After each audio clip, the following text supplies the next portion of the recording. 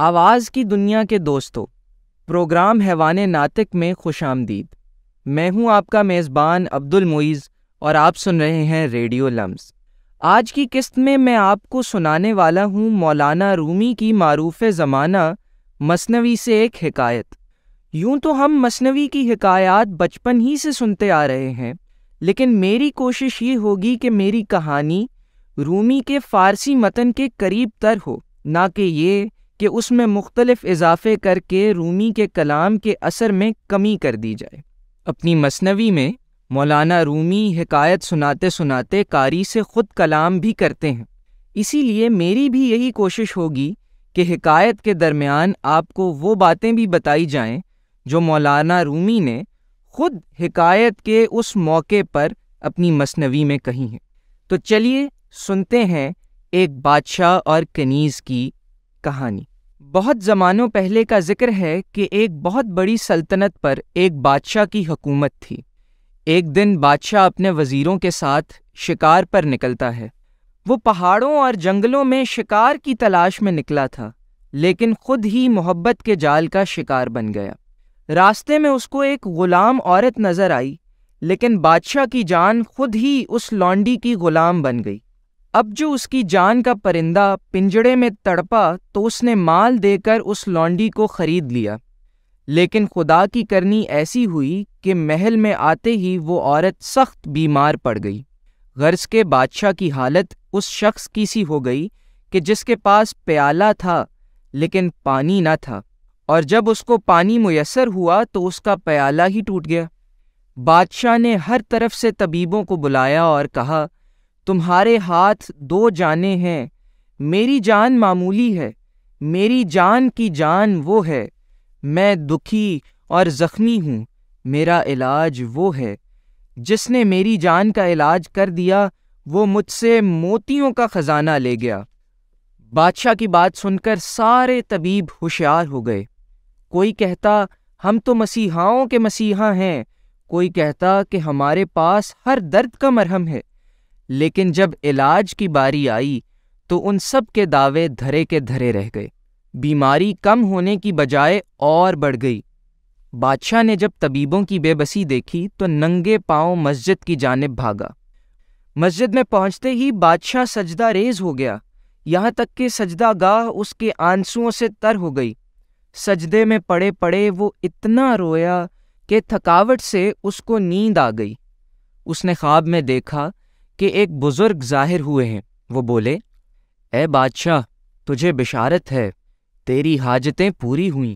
کل ہماری طرف سے تمہارے پاس ایک اجنبی شخص آئے گا، وہ ایک سچا اور ماہر طبیب ہوگا۔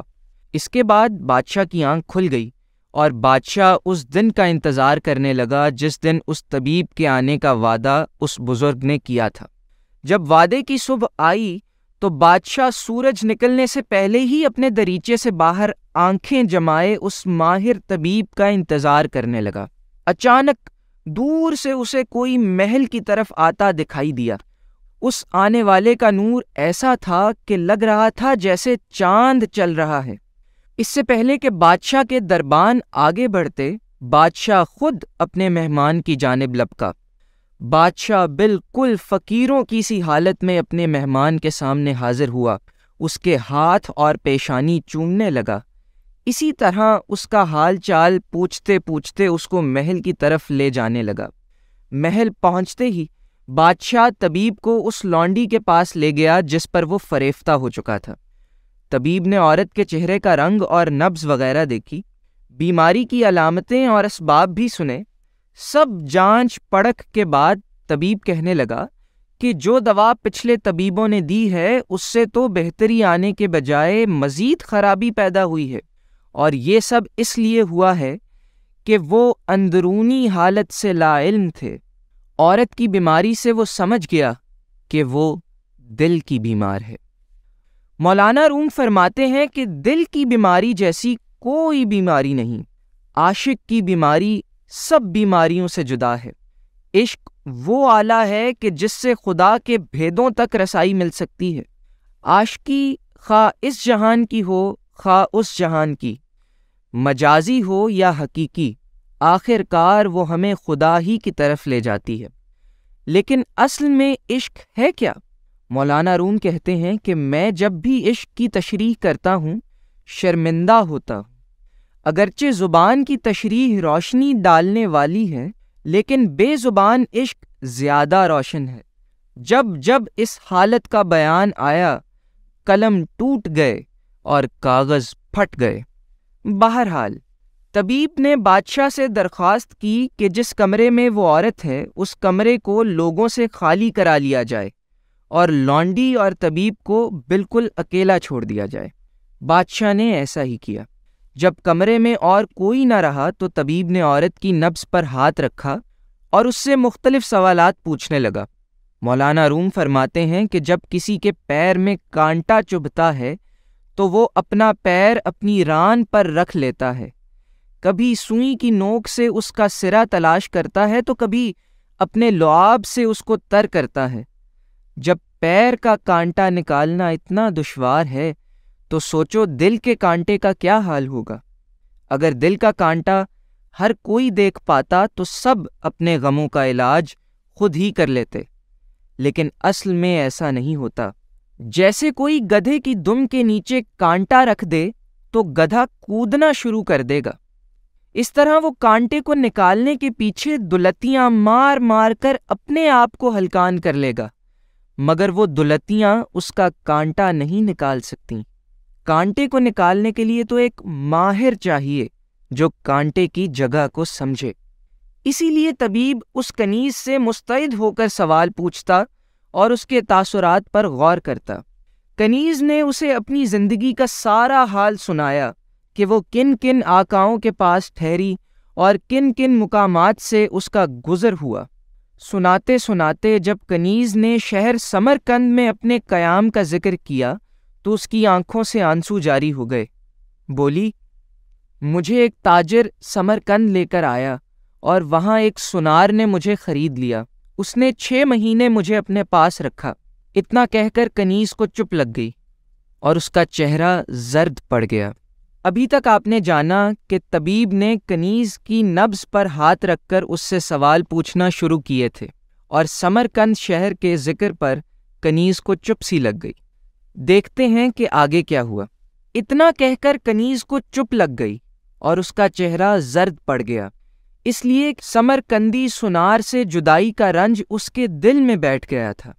طبیب نے فوراً اس سونار کے گھر کا راستہ پوچھا اور معلومات پا کر کنیز کو تسلی دی کہ اب اس کے رنج و غم کا علاج ہو جائے گا، لیکن ساتھ ہی ساتھ اس نے فی الوقت اپنی چاہت کا راز دوسروں پر عیاں کرنے سے روک دیا۔ کہنے لگا، جب تیرا راز دل میں چھپا ہوگا تیری وہ مراد جلد تجھے حاصل ہو جائے گی۔ دانہ زمین میں چھپتا ہے تبھی باغ کی سرسبزی کا سبب بنتا ہے۔ اس کے بعد وہ اٹھا اور بادشاہ کے پاس پہنچا۔ تفصیل میں گئے بغیر اس نے بادشاہ کو بتایا کہ علاج کے لیے سمرقندی سونار کو یہاں لانا ضروری ہے۔ بادشاہ نے آن کی آن میں ایک وفد کو سمرقند روانہ کر دیا۔ اس وفد نے اس سونار کے پاس پہنچ کر اس سے مطالبہ کیا کہ وہ بادشاہ کا زیور گھڑے اور بدلے میں بیش بہا انعام حاصل کر لے۔ جب سونار کو انعام کا لالچ ملا تو فوراً راضی ہو گیا۔ یوں وہ وفد سونار کو لے کر بادشاہ کی جناب میں حاضر ہوا۔ بادشاہ نے بہت سارا سونا اس کے حوالے کیا اور اسے حکم دیا کہ اس سے کنگن، برتن اور توق وغیرہ بنائے۔ پس پردہ طبیب نے بادشاہ کو یہ مشورہ دیا کہ وہ کنیز سونار کے نکاح میں دے دی جائے۔ چونکہ بادشاہ نے سونار کی اطاعت خود پر فرض کر رکھی تھی، چنانچہ بادشاہ نے کنیز کو سونار کے نکاح میں دے دیا، اور چند ماہ کے اندر اندر کنیز بالکل تندرست ہو گئی، کیونکہ سونار سے وصل نے آخر کار اس کا رنج و درد مٹا دیا تھا۔ اب کہ جب کنیز بالکل درست ہو گئی اور ہر وقت سونار کے گن گانے لگی تھی تو اچانک طبیب نے سونار کو ایک دن ایک ایسا شربت پلا دیا جس کو پی لینے کے بعد سے سونار کی حالت دن بدن بگڑنے لگی۔ اس کا بدن کمزور پڑ گیا، جسم کی ہڈیاں نظر آنے لگیں، چہرے سے جوانی کے آثار مٹنے لگے، یہاں تک کہ وہ نہایت بدصورت اور زرد روح ہو گیا۔ ادھر سنار کا حسن جاتا رہا اور ادھر کنیز کے دل میں سنار کی محبت ماند پڑنے لگی۔ مولانا روم فرماتے ہیں کہ وہ عشق جو رنگ کی خاطر ہوتا ہے عشق نہیں ہوتا بلکہ رسوائی کا سبب ہوتا ہے۔ جب سنار مرض سے بدحال ہو گیا اور اس کے جسم پر بیماری سے جھڑیاں پڑ گئیں تو کنیز کے دل میں اس کے لیے ذرہ بھر محبت بھی باقی نہ رہی۔ سنار کو کچھ سمجھ نہ آیا کہ طبیب نے اس کے ساتھ ایسا کیوں کیا۔ وہ دکھ اور تکلیف میں کہنے لگا، جس نے مجھے مجھ سے کم تر کی خاطر مار ڈالا اس کو معلوم نہیں کہ میرا خون رائے گا نہ جائے گا۔ اگرچہ دیوار لمبا سایہ ڈالتی ہے لیکن وہ سایہ پھر اس کی طرف لوٹتا ہے۔ یہ دنیا ایک پہاڑ ہے اور ہمارا عمل آوازوں کی گونج ہماری طرف ہی لوٹتی ہے۔ یہ الفاظ کہتے کہتے طبیب کی سانس اکھڑنے لگی اور اس کی روح قبض ہو گئی، لیکن کنیز اس کے دور ہونے پر جس درد و غم میں مبتلا ہوئی تھی وہ لوٹ کر نہ آیا، اس لیے کہ مردوں سے عشق پائیدار نہیں، یہ تو زندہ کا عشق ہے جو روح اور آنکھ میں ہر وقت غنچے سے بھی زیادہ تر و تازہ رہتا ہے۔ مولانا رومی فرماتے ہیں، اس زندہ کا عشق اختیار کر جو ہمیشہ رہنے والا ہے اور جاں فضاں شراب سے تجھے سیراب کرنے والا ہے۔ تو یہ نہ کہہ کہ ہماری رسائی اس بادشاہ تک نہیں ہے، کریموں پر بڑے کام دشوار نہیں ہوتے۔ تو یہ تھی بادشاہ اور کنیز کی حکایت۔ عین ممکن ہے کہ کچھ باتیں آپ کو سمجھ میں نہ آئی ہوں اور بہت سی باتوں نے آپ کے ذہن میں سوالات کا ایک طوفان برپا کر دیا ہو، لیکن اس حکایت کو اضافی باتوں سے پاک رکھنے اور متن یعنی ٹیکسٹ سے قریب ترین رکھنے کا مقصد آپ کے ذہن میں یہی تجسس پیدا کرنا تھا۔ امید ہے آپ آج کی قسط سے محظوظ ہوئے ہوں گے۔ انشاءاللہ آپ سے ملاقات ہوتی ہے اگلی قسط میں۔ تب تک کے لیے مجھے اجازت دیجیے اور سنتے رہیں ریڈیو لمس۔